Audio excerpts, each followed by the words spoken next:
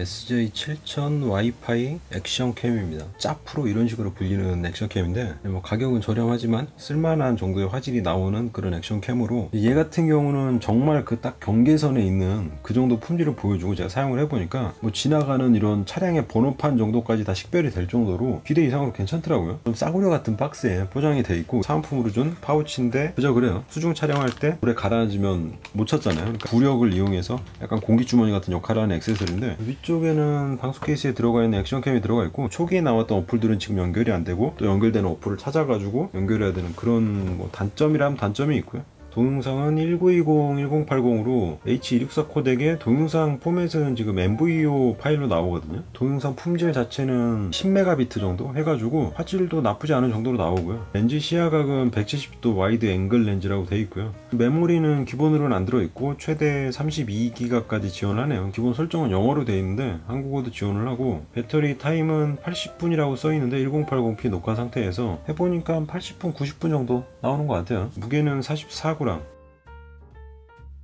마이크로 5핀 케이블이 하나 있고, 여기 간단하게 설명이 되어 있고요. 액세서리가 정말 많아요. 여기 뭐 그냥 한 뭉태기가 있는데, 그냥 이 액션캠하고 방수 케이스 정도만 생각을 했는데 어마어마하게 들어있더라고요. 방수 케이스가 여기 하나 들어가 있고요. 자전거나 오토바이 그런 손잡이에 결합할 수 있는 그런 스탠드가 하나 있고요. 얘가 기본 베이스 2번 클립 같은 게 이렇게 있고, 뭐 이런 식으로 연결해가지고 배낭 끈 같은 데 이렇게 착용해가지고 쓰는 그런 고정용이고, 얘랑 이렇게 연결해가지고 각도로 90도 튼다던가 이런 식으로 연결되는 게 대부분이고, 그 삼각대에 들어가는 그 나사 홈이 다 파여 있어요. 이렇게 뭐 이런 식으로 된 헬멧 베이스가 있고, 뭐 이런 식으로 액세서리 간에 연결을 해서 헬멧에 붙이고 챙겨갖고 쓴다든가, 여기다 연결해서 쓸 수 있는 뭐 그런 끈 같은 게 있는 것 같고, 쇠로 된 줄이 하나 있고, 3M 양면 테이프 같은 거는 여분으로 좀 들어있는 것 같고요. 케이블이랑 액세서 천이 하나, 구성은 상당히 알차지 않나. 이 정도면 사실 결합해보면 약 한 서너 개 정도 조합으로 합쳐지거든요. 셀카봉에 이런 식으로 연결해서 사용을 할 수도 있고요. 자전거에 연결을 하고 싶다, 나사를 빼주고요. 이런 식으로 연결을 하고 여기다 나사를 체결을 해주고요. 자전거 착용하는 거랑 이런 거 좀 쓸만한 것 같고, 사용하기로는 이 정도가 좀 쓸모 있을 것 같고, 헬멧에 착용할 게 아니라면 얘네들은 저한테 별로 쓸모가 없겠죠.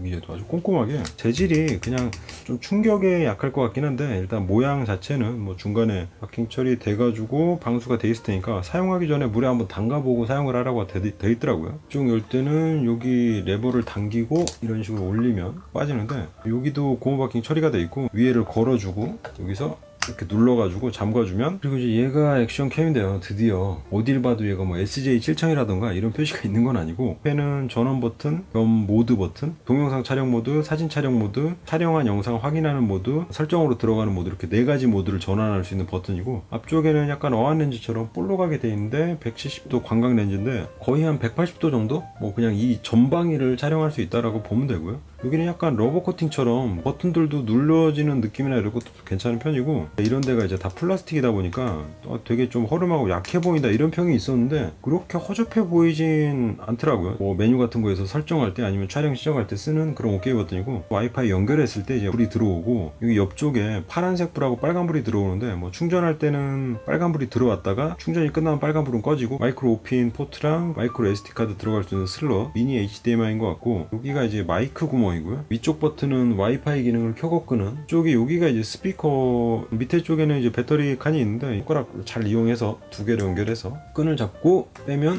배터리가 빠지고요. 위에 이걸 떼고 약간 그 보호 필름처럼 사용하라고 돼 있는 거네요.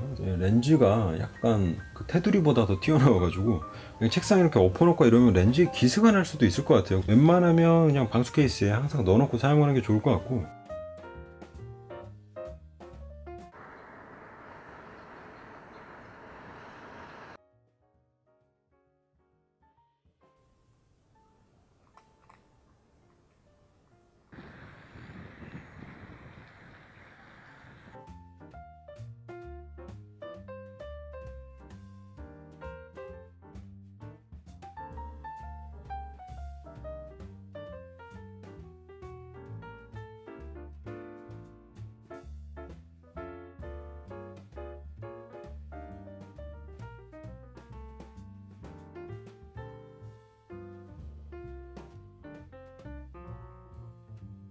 앞에 있는 그 모드 버튼을 한번 누르면 얘가 켜지거든요. 여기 좌측 상단에는 녹화 가능 시간이 나오고 위에는 이제 설정된 화질, 지금 1080p 30프레임으로 설정되어 있고, 이거는 이제 10분 간격으로 녹화한다는 의미인데, 그러니까 10분마다 파일을 이렇게 자르는 거죠. 그냥 통으로 녹화했다가 만약에 중간에 갑자기 꺼진다거나 이러면 녹화한 게 다 날아갈 수 있으니까 마이크가 켜져 있다는 뜻이고, 오른쪽에 이제 배터리 얼마 남았나 나와 있는 거고요. 아래쪽에는 지금 설정해둔 날짜인데, 뭐 여기 날짜 표시가 되게 녹화를 할 수도 있고 뭐 이런 기능이 있어요. 배터리 한번 뽑았다가 꽂아버리면 다시 초기화가 되더라고요. 날짜를 매번 맞추던가 아니면 그냥 여기다가 마이크로 5핀을 꽂아가지고 충전을 하던가, 일일이 맞추기 귀찮으면 스마트폰 어플이랑 동기화를 하던가 이런 방법이 있을 것 같고요. 이 앞쪽에 있는 그 모드 버튼을 한번 누르면 사진 모드로 바뀌거든요. 위에 있는 OK 버튼을 누르면 사진 촬영이 되는 거고요. 7300장 정도 찍을 수 있다는 뜻이고, 모드 버튼 한 번 더 누르면 이제 찍은 사진을 확인할 수 있는 거고, 이게 이제 금방 찍은 사진이죠. 그래서 옆에 있는 위아래 버튼을 눌러서 뭐 사진 다음, 뭐 동영상 이런 목록 같은 걸 넘길 때 사용할 수가 있고, 다시 앞에 모드 버튼을 한번 누르면 설정으로 들어가고요. 이게 동영상 해상도랑 사진 해상도가 따로 있거든요. 얘 같은 경우는 지금 1080p 이외의 것을 선택할 이유는 별로 없어 보여요. 그러니까 30프레임이긴 한데 찍히는 화질은 나쁘진 않더라고요. TV 아웃 같은 경우는 지금 HDMI로 연결했을 때 TV 아웃을 어떻게 설정할 거냐는 것 같고요. OSD 모드는 화면에서 이 위아래 있는 이런 그 정보 표시 메뉴를 말하는 건데, 타임랩스 레코드 같은 경우는 뭐 1초마다 한 장씩 사진을 찍은 사진을 이어붙여서 동영상으로 만든다든가 이런 식으로 약간 빨리 감기 같은 그런 개념인 거죠. 지금 1초로 설정을 하고 동영상 모드로 가서 얘를 촬영을 하면요,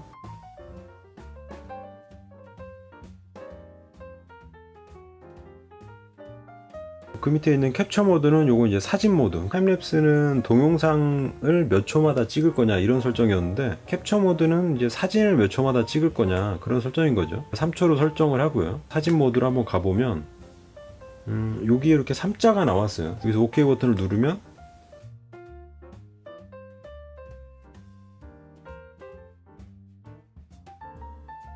동영상 같은 경우는 타임랩스로 해놓으면 해상도가 1920에 1980p 밖에 안 되는데, 사진 같은 경우는 지금 한 4000에 한 3000 정도 되잖아요. 높은 해상도의 어떤 이미지를 기록하는 역할을 하는 거죠. 그리고 사이클 리코더 같은 경우는 얘를 5% 해놓으면 파일이 하나로 통으로 나오고요. 최대가 10분인데 이렇게 해놓으면 얘가 이제 10분마다 녹화를 종료하고 다시 시작하고를 반복을 해가지고 여러 개 파일을 만들어내는 거거든요. 배터리가 방전돼서 꺼진다든가 뭐 이럴 경우에 막 1시간 동안 녹화했던 그 파일 전체가 깨져버리는 경우가 있어요. 마무리가 제대로 안 돼서. 갑자기 예기치 않은 상황에 꺼졌을 때 파일이 손실되는 걸 막을 수는 있겠지만, 대신 이제 파일이 여러 개가 되니까 나중에 확인할 때 좀 번거롭거든요. 근데 블랙박스 같은 것들도 보통 3분이나 5분 단위로 이런 식으로 잘라가지고 녹화하는 방식을 사용하는데, 얘도 이제 그런 식으로 돼 있다는 거. HDR은 제가 볼 때 동영상에 적용되는 것 같지는 않고 지금 사진 찍을 때 적용되는 것 같은데, 노출 밝은 거 어두운 거 보통 거 3장을 찍어서, 아니면 또는 2장을 찍어서 그걸 합성해서 어두운 부분을 밝게 해주고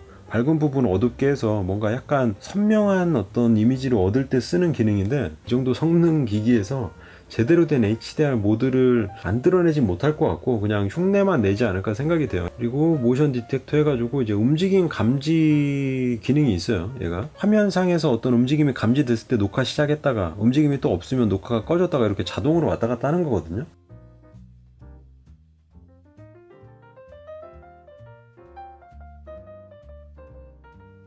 밑에 오디오 기능은 마이크 그냥 온오프, 마이크를 녹화할 거냐 말 거냐 뭐 이런 건데, 방수 케이스에 넣으면은 얘가 거의 마이크가 안 들리는 상태가 되더라고요. 밑에 데이터 스탬프는 이 동영상이나 사진에 이제 날짜를 뭐 표시할 거냐 말 거냐 그런 거고, 이미지 사이즈 같은 경우는 이건 사진 관련된 옵션이에요. 사진 해상도를 얼마 정도로 할 거냐, 뭐 사진 품질이 아주 좋은 건 아니기 때문에 만약에 디카나 이런 게 있다면 그냥 디카를 이용해서 사진을 찍는 게 좋고요. 밑에 있는 품질은 얘가 어느 정도 압축된 이미지를 저장할 거냐를 설정하는 옵션이 있는데, 파인 같은 경우가 가장 압축을 덜하고 품질은 가장 좋은 거고, 뭐 샤프니스 해가지고 뭐 선명도를 어느 정도로 할 거냐. 근데 이게 이 이미지를 날카롭게 만들기 위해서 이제 대비를 높이거든요. 그러면 어떤 이런 경계 부분에서 조금 어색하게 경계 부분이 강조가 되는 경우가 있어요. 너무 높이면. 화이트 밸런스 같은 경우는 그냥 자동으로 놓고 쓰는 게 아마 무난할 거예요. 흰색을 흰색으로 만드는 설정인데요. 백열등 조명 밑에 있을 때 약간 우리 눈에는 노랗게 보이지만 백열등 설정으로 해놓으면 뭐 하얀색으로 만들어주는 이런 거거든요.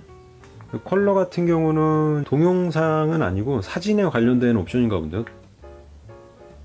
사진만 이렇게 흑백 모드로 나오는 것 같고, ISO 감도 같은 경우는 최대 감도 보니까 400까지밖에 안 돼요. 그러니까 감도 같은 경우는 광량이 부족하다 보면 얘가 셔터 스피드가 어느 정도 있어야 사진이 떨리지 않고 이런 사진이 나오게 되는데, 그 셔터 스피드를 확보하기 위해서 감도를 높인다든가 뭐 이런 약간 상호작용이 있는데, 지금 얘가 감도가 400까지밖에 없으면 광량이 부족할 때는 아주 품질이 많이 떨어질 수 있다, 뭐 이 정도로 이해하면 될 것 같아요. 그 밑에 노출 조절할 수 있는 게 있고, 그러니까 어두운 걸 찍었는데 너무 밝게 나온다든가 이러면 이제 여기서 노출 조정해가지고 좀 단계를 낮춰서 어둡게 만든다든가 이럴 수가 있죠. 안티 쉐이킹 같은 경우는 이것도 역시 동영상 녹화 쪽은 아니고 사진 촬영에 관련된 옵션인 것 같아요. 언어 설정에 보면 한국어까지 지원을 해요. 여기는 날짜랑 시간에 입력하는 건데, 오토 파워오프는 동작이 없을 때 뭐 5분 후에 얘가 자동으로 전원을 차단할 거냐인데, 비프 사운드 같은 경우는 이제 메뉴나 이런 버튼 움직일 때 삑삑거리는 건데, 이렇게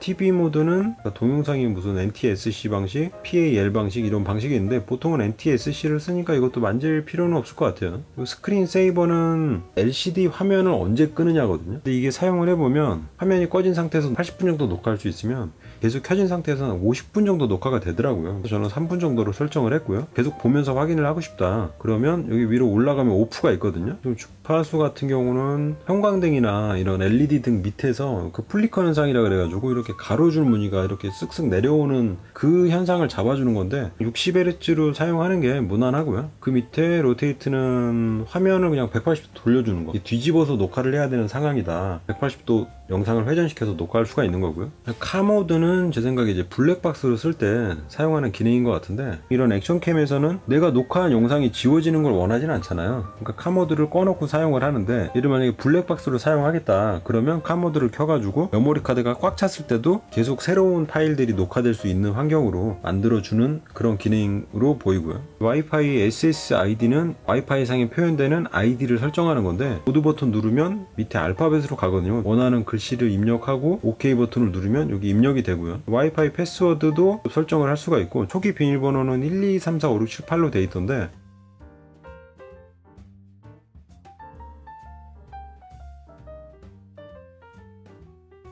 라이센스 넘버 셋 이건 없어요. 딜리트 지우는 기능이 있고, 포맷은 메모리카드 포맷하는 거고, 그리고 디폴트 세팅은 뭐 설정 여러가지 바뀌었을 때 기본 세팅으로 돌아오는 게 좋고요. 버전은 아무것도 없어요. 버전도 없고 날짜도 없고. 제가 볼 때는 가격 대비해서는 괜찮은 것 같아요. 화질도 꽤 쓸만하고요. 블랙박스로도 괜찮을 것 같고, 그냥 액션캠으로도 괜찮을 것 같고, 카메라나 이런 것들은 대부분 그 해상도에 의해서 좌우가 되거든요. 그러니까 동영상을 찍는데 얘가 720p를 지원하는 액션캠이 있고 1080p를 지원하는 액션캠이 있다 그러면 당연히 1080p를 지원하는 액션캠이 화질이 더 좋고요. 대신 1080p를 처리하기 위한 그 더 좋은 칩셋이 들어가야 되고 해서 이제 가격이 올라가는 건데, 좋은 칩셋을 쓰지 않고 그냥 해상도만 올려놨을 경우에는 그 동영상을 제대로 처리하지 못해가지고 화질이 떨어진다든가 뭐 이럴 수 있어서 어정쩡하게 올라간 것보다는 차라리 얘가 소화할 수 있는 정도를 사용하는 게 나을 수도 있고요. 동영상 품질이나 뭐 촬영 성능 이런 걸로 봤을 때는 가격 대비해서는 뭐 썩 괜찮은 것 같다, 이 정도 느낌이네요. 이상 SJ7000 와이파이 액션캠을 살펴봤습니다.